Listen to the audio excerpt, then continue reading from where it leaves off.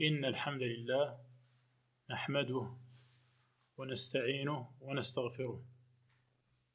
Toute la louange, toutes les éloges, toutes les belles paroles, les belles actions reviennent de droit à Allah. C'est lui qui les mérite. وَنَسْتَعِينُهُ, nous demandons son aide. Et on retrouve cette paire, affirmer l'adoration à Allah et demander l'aide d'Allah.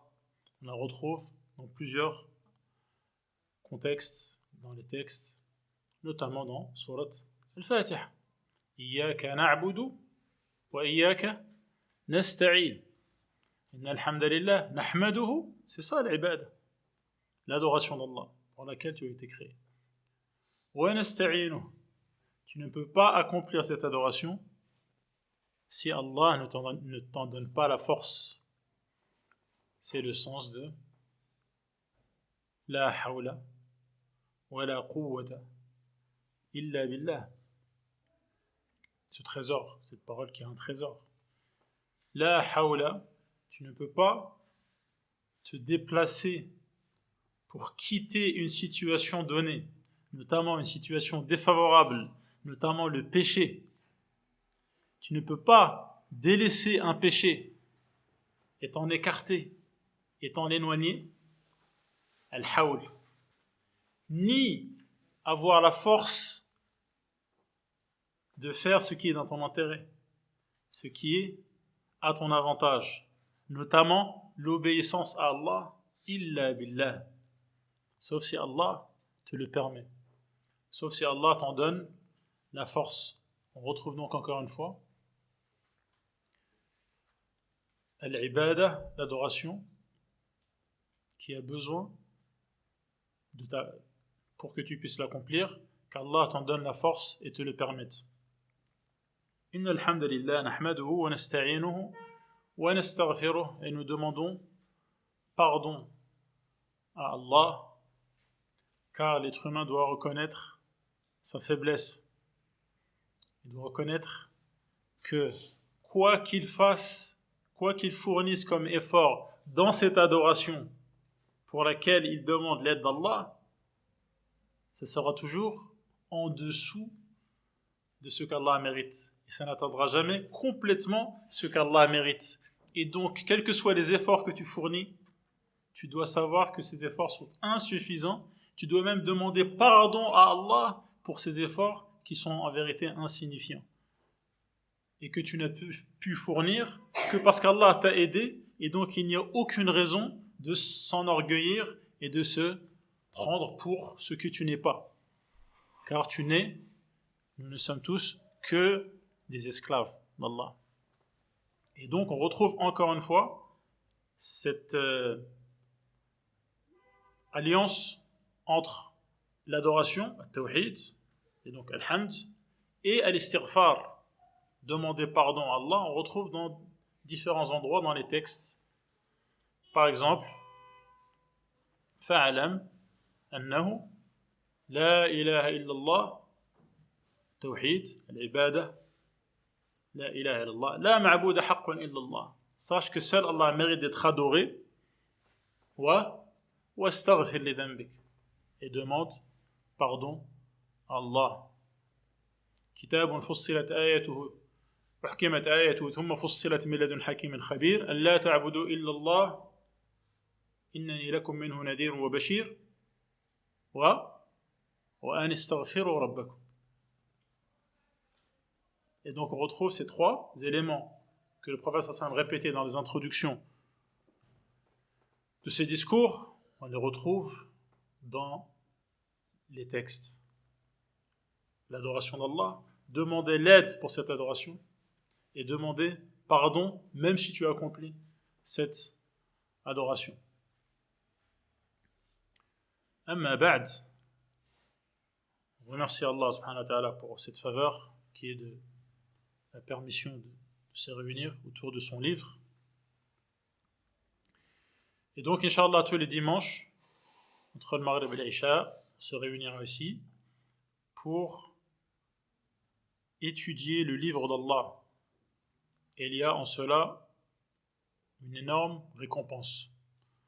Comme dans le hadith rapporté par Muslim, Le prophète sallallahu alayhi wa sallam dit وَمَا اجْتَمَعَ قَوْمٌ فِي بَيْتٍ مِنْ بُيُوتِ اللَّهِ يَتْلُونَ كِتَابَ اللَّهِ وَيَتَدَارَسُونَهُ بَيْنَهُمْ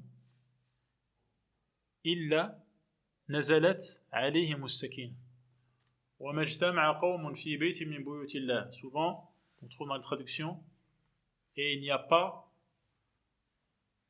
un moment où il n'y a pas une personne qui fait ceci sans que.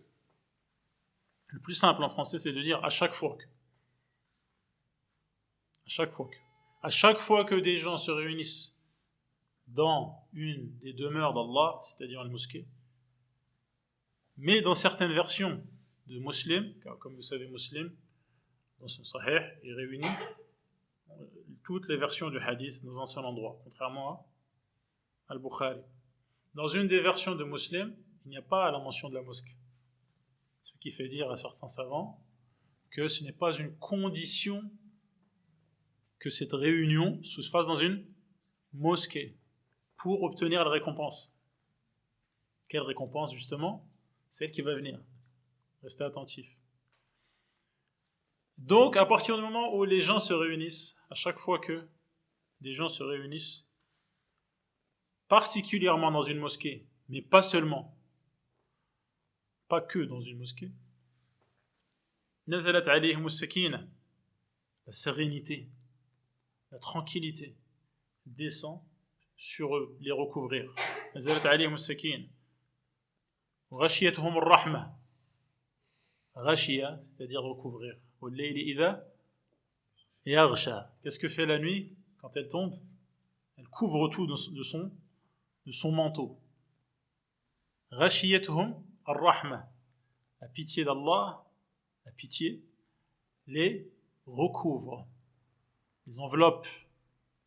Wa haffatuhum al-malaika, et les anges les entourent. Il y a des anges qui ont pour fonction de rechercher des endroits où les musulmans se réunissent pour parler d'Allah. Et une fois qu'ils trouvent ces endroits-là, ils encerclent ces gens-là et se réunissent, s'agglutinent jusqu'à atteindre les cieux. وحفتهم الملائكة وذكرهم الله في من عنده. Et Allah mentionne, il fait mention, il parle positivement, bien entendu, de ces gens-là qui se sont réunis pour étudier son livre. يتلون كتاب الله, le livre, ويتدارسونه بينهم, ils l'étudient mutuellement. Donc Allah subhanahu wa ta'ala dit du bien de ces gens-là. Et comme Allah dit dans son livre, وَلَذِكْرُ اللَّهِ أَكْبَرُ. La mention d'Allah, c'est ce qu'il y a de plus grandiose. Qu'Allah te mentionne. Tu es mentionné. Et on espère donc faire partie de cette élite, de ces élus. Et j'ai choisi de lire Tafsir al-Sa'di, appelé Taysir al-Karim al-Rahman, fi Tafsir Kalam al-Mannan, al-Sheikh Abd al-Rahman ibn Nasir ibn Sa'di al-Sa'di. C'est un grand savant, maître de grands savants contemporains également, comme Cheikh al-Bassam ou Cheikh Ibn Uthaymin par exemple, et d'autres. Il est décédé dans les années 50 du calendrier grégorien, autour de 1950 et quelques. Et c'est un savant qui a parlé d'à peu près tout, de manière concise, et perspicace, et à la fois accessible. Qu'Allah le fasse miséricorde. Et, Inch'Allah, on va commencer par Surat Yusuf. Je lis ce qu'a écrit le Cheikh, et ensuite j'explique en français, en demandant à Allah subhanahu wa ta'ala qui nous permette la réussite, la compréhension et également tirer profit de ces informations qui ne doivent pas rester de simples informations théoriques, mais qui doivent avoir un impact sur nos cœurs et permettre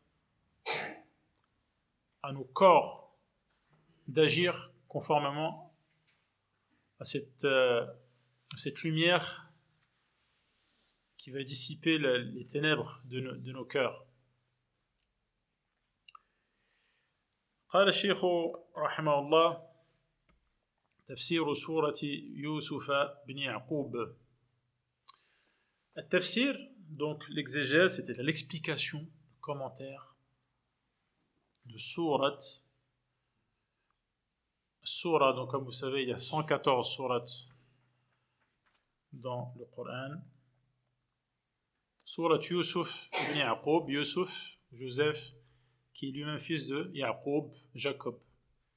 Alayhima as-salatu was-salam. Qu'Allah leur accorde à tous les deux éloge, as-salat, donc peut être traduit de différentes manières. On choisira que c'est les éloges, justement, le fait qu'Allah dise du bien d'eux auprès des anges. As-salatu was-salam, as-salam, donc c'est le salut.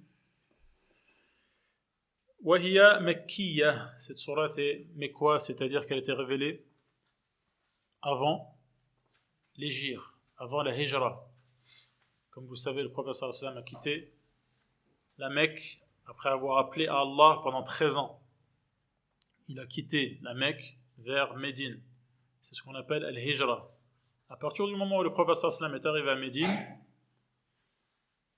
les sourates qui ont été révélées à partir de ce moment-là ont été nommées sourates quoi? Médaniya, médinoises, même si elles ont été révélées ailleurs que à Médine. Et c'est ensuite, à l'époque de Omar al-Khattab, que ce moment-là de la hijra fut choisi pour commencer le calendrier musulman. Nous sommes donc aujourd'hui la nuit du 23, c'est ça? Hein? Au mois de mai, on est combien? 22. Donc demain, c'est le 23. Donc c'est la nuit, on est dans la nuit du 22 Shawwal, 1400. 1400? Hein? 443.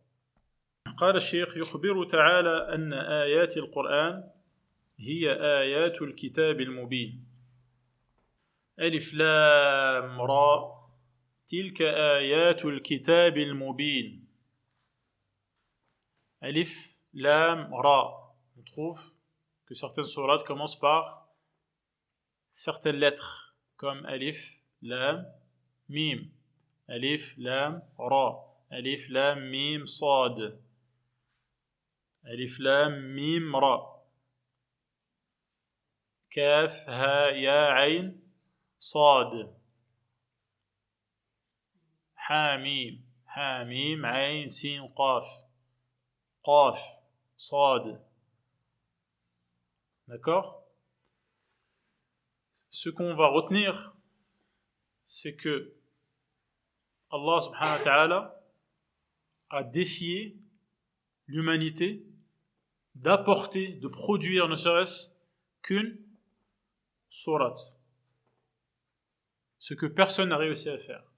Et si les Arabes, qui étaient les artistes de la prose et les chevaliers de la rime, n'ont pas réussi à faire cela, malgré l'intensité du conflit qu'il y avait entre eux et le prophète sallallahu alayhi wa sallam, au point où ils ont pris les armes, s'ils n'ont pas réussi à produire ne serait-ce qu'une sourate,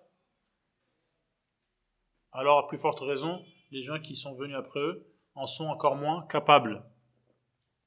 Et par ces lettres,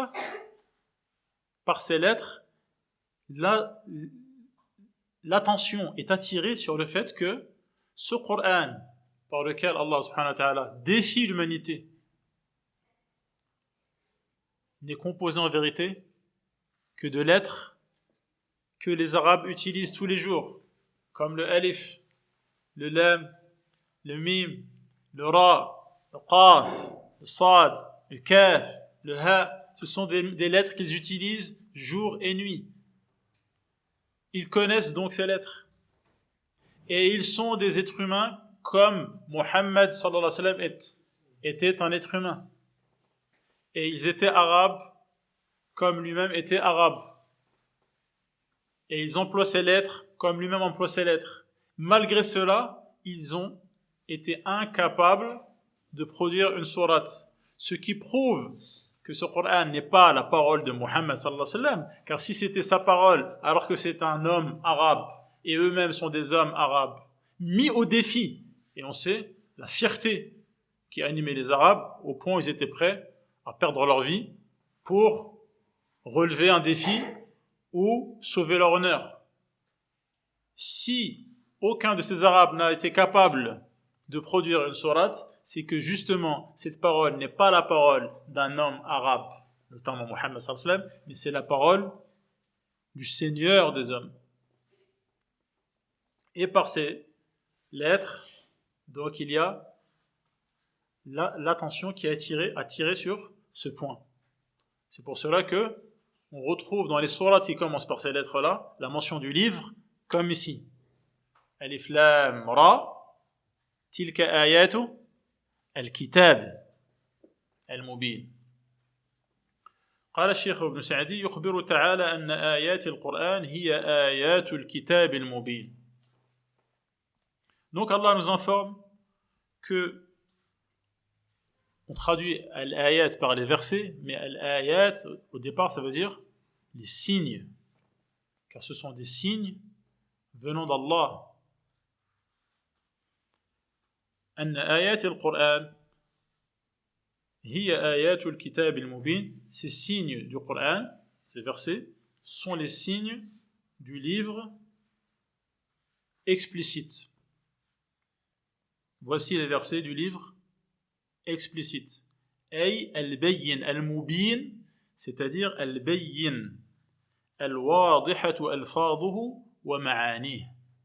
C'est un livre explicite, clair, aussi bien les termes sont clairs et limpides que les significations de ces termes qui le sont également.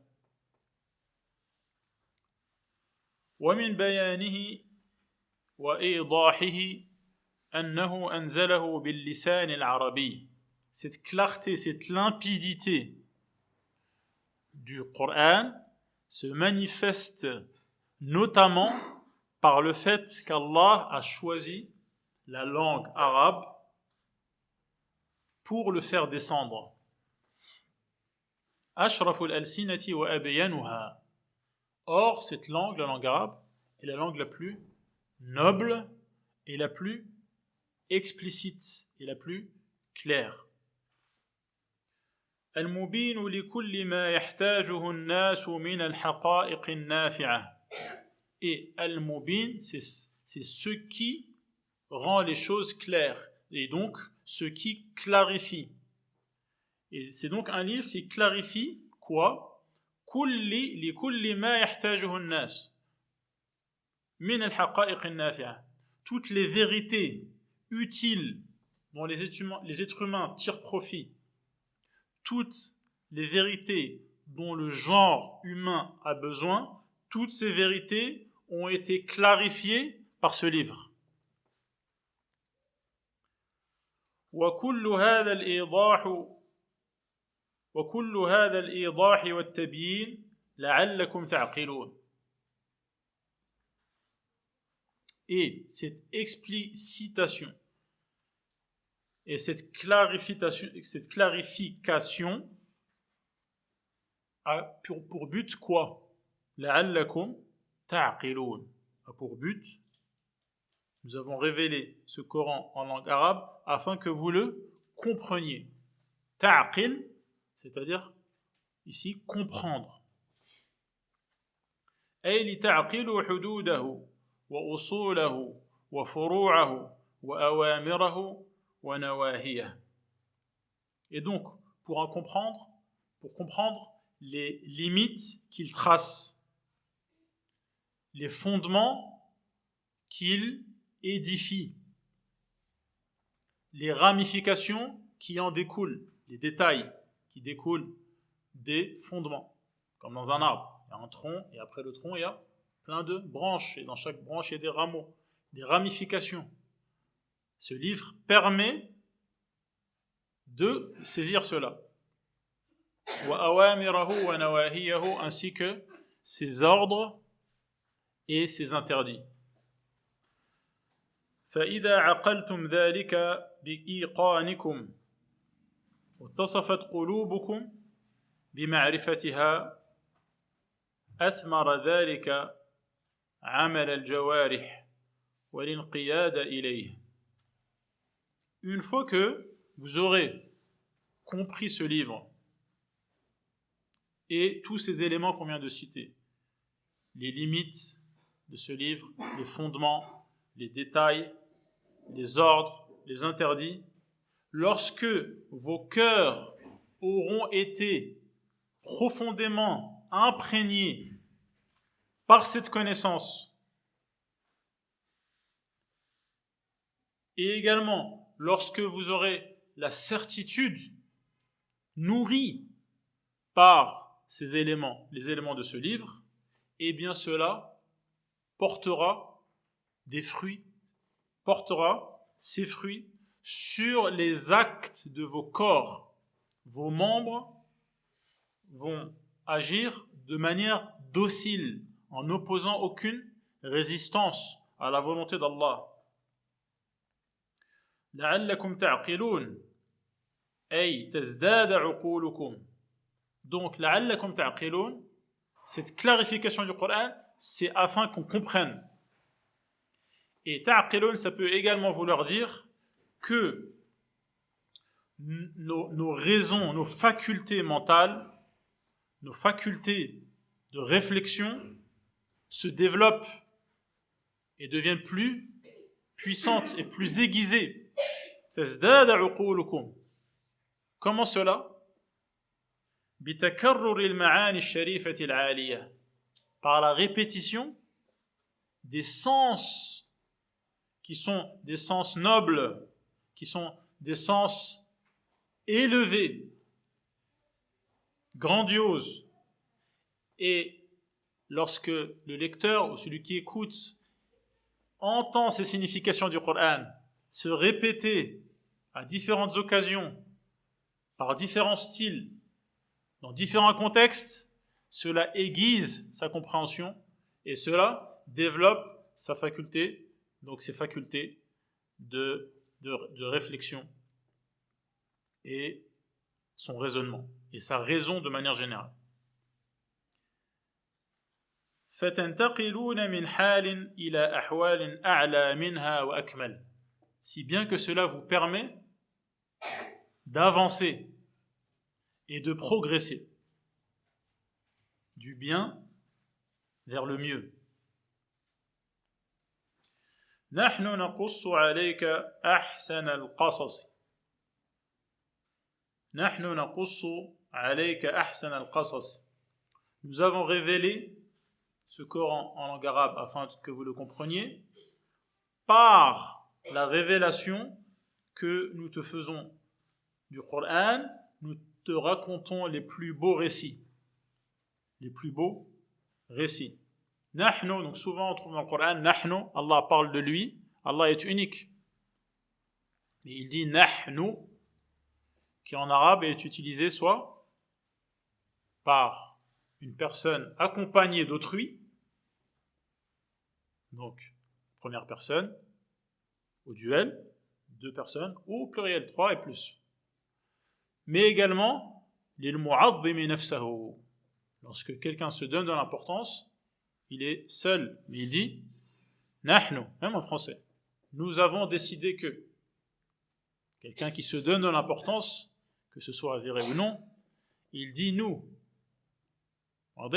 Donc ici, Allah subhanahu wa ta'ala se donne de l'importance en disant nahnu naqussu, c'est-à-dire qu'Allah raconte alayka, et nous te racontons, c'est-à-dire au prophète sallallahu alayhi wa sallam, ahsan, al-ahsan c'est ce qu'il y a de plus beau. Hassan ça veut dire beau. Ahsan al-qasas, les plus beaux récits, les plus belles histoires. وذلك لصدقها. Pourquoi ces histoires sont les plus belles? Ou cette histoire est la plus belle? Cette histoire qui va suivre dans cette sourate Yusuf. En quoi elle est la plus belle? Ahsan al-qasas. لصدقها, d'abord parce que c'est une histoire vraie, وسلاسة عبارتها, et parce que les tournures, les phrases qui constituent cette histoire sont agréables à entendre.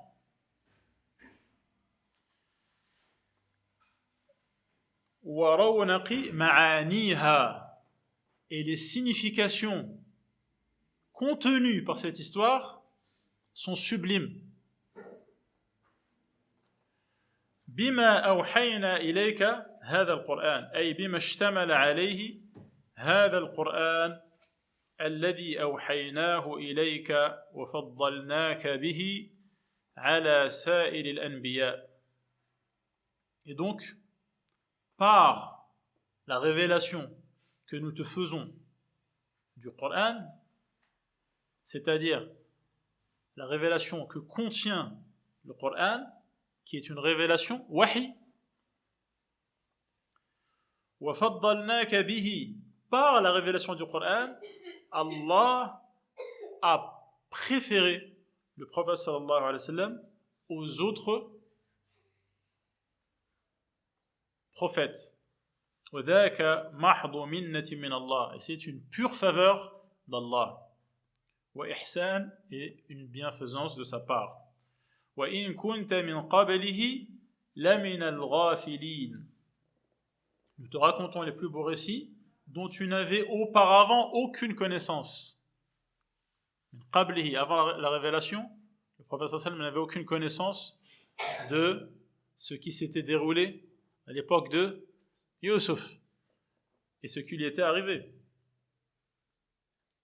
أي ما كنت تدري ما الكتاب ولا الإيمان, comme cela est mentionné dans un autre verset. Le prophète sallallahu alayhi wa sallam ne savait pas ce qu'était le livre ni ce qu'était la foi avant qu'Allah ne lui fasse la révélation. قبل أن يوحي الله إليك ولكن جعلناه نورا نهدي به من نشاء من عبادنا. Cependant, Allah a fait de ce livre une lumière par laquelle il montre à qui il veut la voie à suivre. Parmi ses esclaves. ولما مدح ما اشتمل عليه هذا القرآن من القصص وأنها أحسن القصص على الإطلاق فلا يوجد من القصص في شيء من الكتب مثل هذا القرآن ذكر قصة يوسف. Donc, Allah a fait les éloges, a dit du bien de ce que contenait le Coran, notamment les histoires du Coran, en disant que c'était les plus belles des histoires dans l'absolu, c'est-à-dire qu'il ne peut pas y avoir d'histoire dans un autre livre plus belle que celle qu'il y a dans le Coran. Ensuite, après cette introduction, il a mentionné l'histoire de Yusuf, de Joseph, de son père et de ses frères. ذكر قصة يوسف وأبيه وإخوته. القصة العجيبة الحسنة. Cette histoire étonnante et belle. فقال إذ قال يوسف لأبيه يا أبت إني رأيت 11 كوكبا الآيات. Mentionne lorsque Joseph dit à son père: Père, j'ai vu en rêve 11 astres, ainsi que le soleil et la lune prosternés devant moi. والشمس والقمر رأيتهم لي ساجدين. قال الشيخ: واعلم أن الله ذكر أنه يقص على رسوله أحسن القصص في هذا الكتاب، ثم ذكر هذه القصة وبسطها وذكر ما جرى فيها، فعلم بذلك أنها قصة تامة كاملة حسنة. Le fait de mentionner cette histoire de Yusuf après l'introduction où Allah dit à son prophète qu'il lui raconte les plus belles des histoires, et ensuite il raconte cette histoire dans le détail, une dizaine de pages presque, cela montre que cette histoire est une histoire parfaite, complète et belle. فمن أراد أن يكملها أو يحسنها بما يذكر في الإسرائيليات التي لا يعرف لها سند ولا ناقل وأغلبها كذب فهو مستدرك على الله. Ici, le cheikh attire l'attention sur le fait que certaines personnes, lorsqu'ils commentent l'histoire de Yusuf ou d'autres histoires, ils ajoutent des récits qu'on tient des gens du livre, à savoir les chrétiens et les juifs, ces récits qu'on appelle Isra'iliyat, c'est-à-dire des récits dont on ne peut pas être sûr et certain que c'est vrai, d'accord, mais qu'on mentionne quand même avec une certaine tolérance pour illustrer ou apporter certains détails, comme certains prénoms par exemple, ou certains contextes, ou autres détails pour agrémenter l'histoire. Et donc ici le cheikh dit, on sait donc que cette histoire est parfaite. Celui donc qui veut la parfaire encore plus, ou qui veut l'embellir ou l'enjoliver en mentionnant certains de ces récits qu'on tient des chrétiens et des juifs, dont on ne connaît ni la chaîne de transmetteurs, on ne sait pas d'où elles viennent, quel est leur degré d'authenticité, et on ne sait pas qui les rapporte, et la majorité de ces histoires sont mensongères. Celui qui veut faire cela, eh bien, il veut trouver quelque chose à redire après Allah.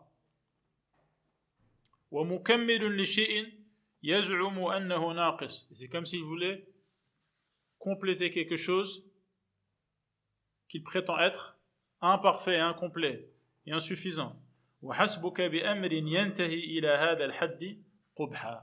Et donc, lorsqu'on voit où amène cette démarche, cela est suffisamment dissuasif par sa laideur. فإن تضاعيف هذه السورة قد ملئت في كثير من التفاسير من الأكاذيب والأمور الشنيعة المناقضة لما قصه الله تعالى بشيء كثير.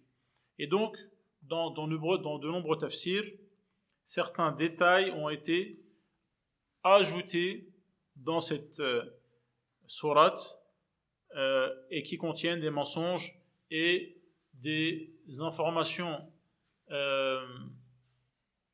terribles et qui vont à l'encontre de ce qu'Allah a raconté. فعلى العبد أن يفهم عن الله ما قصه. Donc, on doit comprendre ce qu'Allah a raconté. ويدع ما سوى ذلك مما ليس عن النبي صلى الله عليه وسلم ينقل. Et ce qui n'est pas rapporté d'après le prophète صلى الله عليه وسلم doit être délaissé. فقوله تعالى إذ قال يوسف لأبيه أبوه يعقوب بن إسحاق بن إبراهيم الخليل عليهم الصلاة والسلام.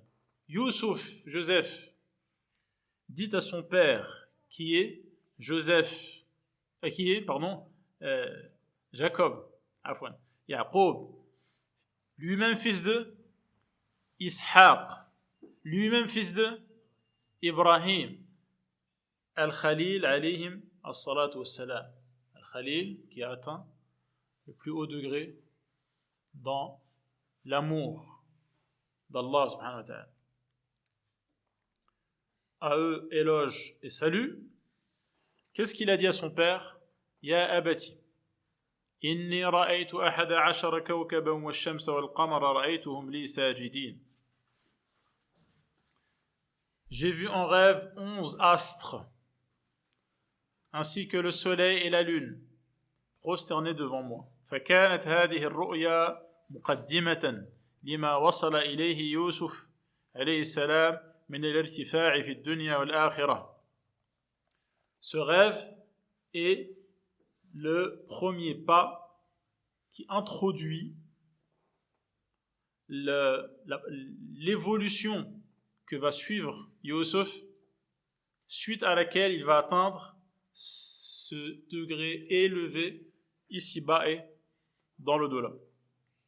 وهكذا إذا أراد الله أمرا من الأمور العظام قدم بين يديه مقدمة توطئة له وتسهيلا لأمره.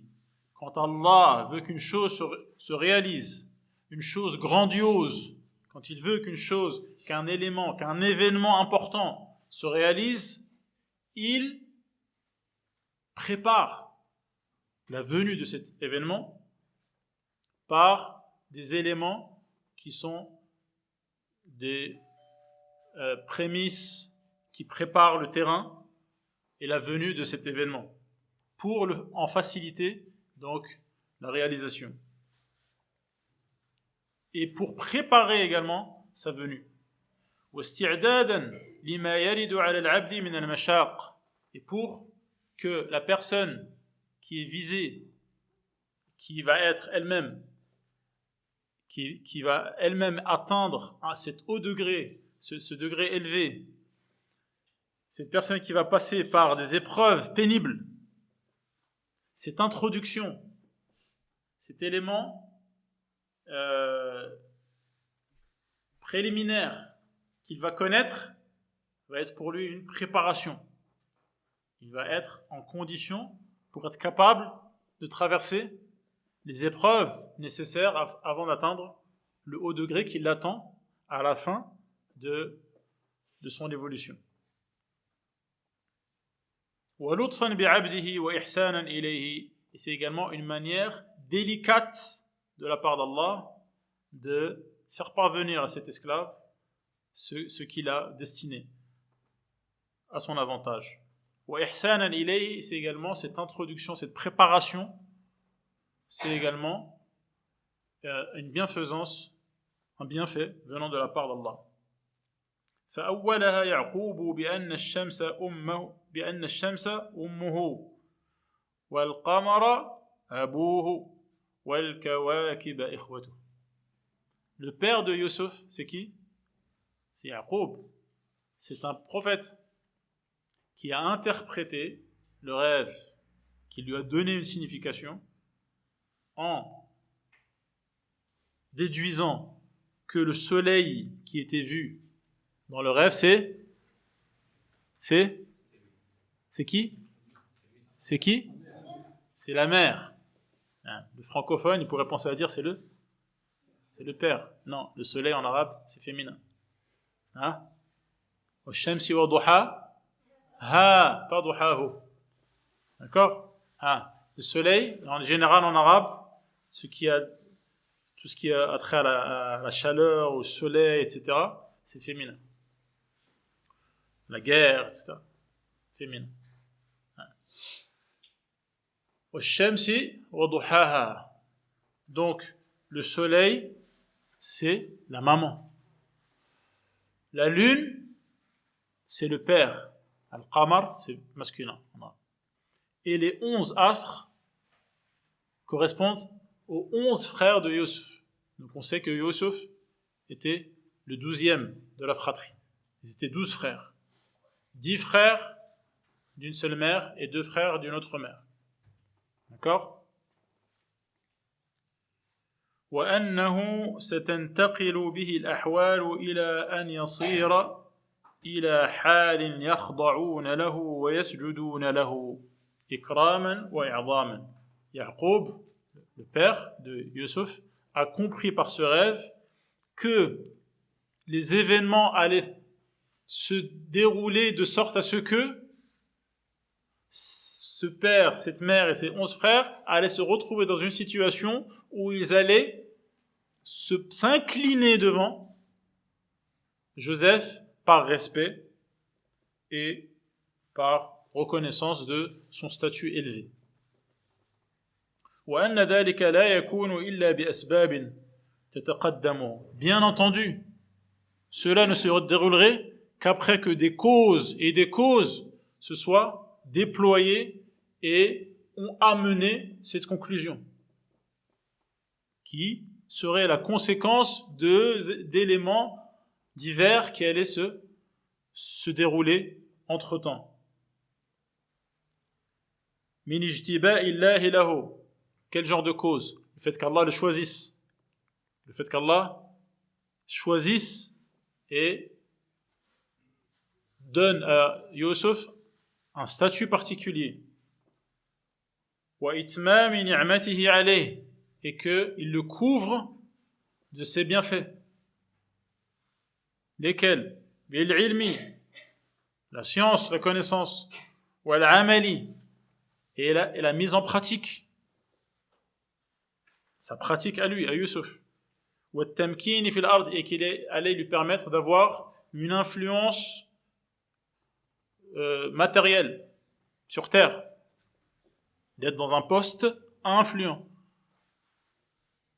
وأن هذه النعمة ستشمل آل يعقوب, et que cette faveur allait recouvrir de manière générale la famille de Yaqub, donc pas que Yusuf. الذين سجدوا له, et donc que tous ceux qui s'étaient prosternés à lui par salut, pas par adoration, et cela était permis dans leur législation, pas dans la nôtre, après la venue de Muhammad sallallahu alayhi wa sallam, cela allait donc les concerner tous. Yusuf, ses frères, son père et sa mère. وَصَارُوا تَبَعًا لَهُ فِيهَا, et donc par voie de conséquence, ils allaient être également concernés par la faveur qui, au départ, était celle de Yusuf. وَلِهَذَا قَالَ وَكَذَلِكَ يَجْتَبِيكَ رَبُّكَ وَيُعَلِّمُكَ مِنْ تَأْوِيلِ الْأَحَادِيثِ. Il lui répondit: mon enfant, ne raconte pas ta vision à tes frères. Ça va venir après.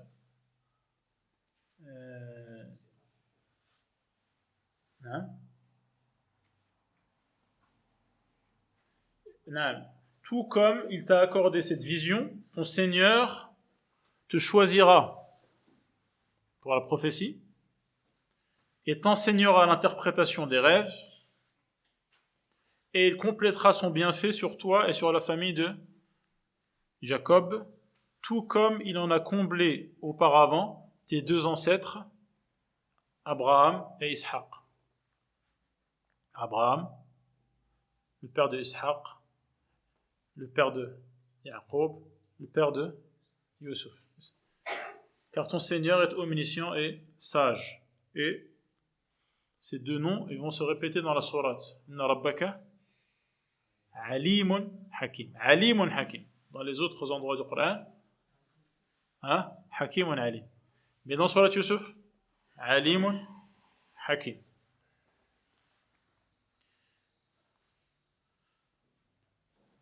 Donc il lui a dit: وَكَذَلِكَ يَجْتَبِيكَ رَبُّكَ, c'est ainsi qu'Allah te choisira.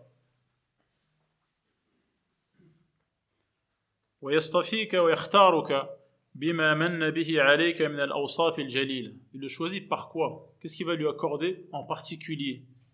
Al-Awsaf al-Jalila, de belles caractéristiques nobles et louables. Wal-Manaqib al-Jamila, et les traits de caractère par lesquels donc il est loué et qui l'embellissent. وَيُعَلِّمُكَ مِنْ تَأْوِيلِ الْأَحَادِيثِ أي من تعبير الرؤيا. Ta'wil, ça peut avoir plusieurs sens, mais ici cela veut dire تعبير الرؤيا. تعبير de عبر يعبر, ça veut dire quoi? Passer d'un point à un autre. Pareil, le rêve, il y a des éléments dans un rêve plus ou moins explicites, et à partir de ces éléments, on passe à un autre point qui est le sens et la signification ou la traduction de ce rêve, qui peut être plus ou moins codé. C'est le décoder ce rêve. Min ta'bil al-ru'ya, donc Allah va apprendre, va enseigner à Yusuf comment décoder, comment interpréter les rêves. وبيان ما تؤول إليه الأحاديث الصادقة من تعبير الرؤيا وبيان ما تؤول إليه الأحاديث الصادقة كالكتب السماوية ونحوها. التأويل, c'est également expliquer les significations qu'indiquent les paroles véridiques tels que les livres célestes. Les livres célestes qu'Allah fait descendre. Donc, at-ta'wil, qui concerne Yusuf, c'est expliquer les rêves, mais c'est également expliquer la parole d'Allah, la révélation. وَنَحْوِهَا وَيُتِمُّ نِعْمَتَهُ عَلَيْكَ في الدنيا والآخرة. يُتِمُّ نِعْمَتَهُ عَلَيْكَ. Il complétera son bienfait sur toi. Les bienfaits ici-bas et dans l'au-delà. C'est ça?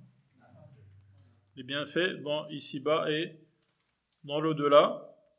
بأن يؤتيك في الدنيا حسنة وفي الآخرة حسنة. Si bien que tu bénéficieras ici-bas d'une bonne situation comme dans l'au-delà.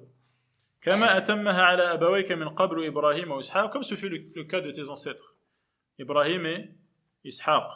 Ishaq son grand-père et Ibrahim son arrière-grand-père.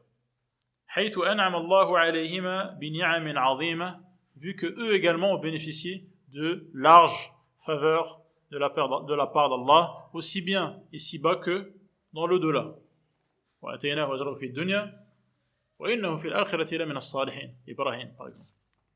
إن ربك عليم حكيم, أي علمه محيط بالأشياء. La science d'Allah cerne tout. وبما احتوت عليه ضمائر العباد, il sait parfaitement ce que contiennent les cœurs des esclaves. من البر وغيره, que cela soit du bien ou autre chose. فيعطي كلا ما تقتضيه حكمته وحمده, et donc il donnera à chacun ce que implique sa sagesse et les belles qualités pour lesquelles il mérite d'être loué, parmi lesquelles il y a la justice, et donner à chacun ce qu'il mérite en fonction de la science qu'il a d'eux. Et donc là on voit pourquoi ces deux noms sont liés. Alimun, Hakim. فإنه حكيم يضع الأشياء مواضعها وينزلها منازلها. Donc la hikmah, c'est de mettre chaque chose à la place qui lui convient. Wallahu a'lam. صلى الله على محمد وعلى آله وصحبه أجمعين والحمد لله رب العالمين.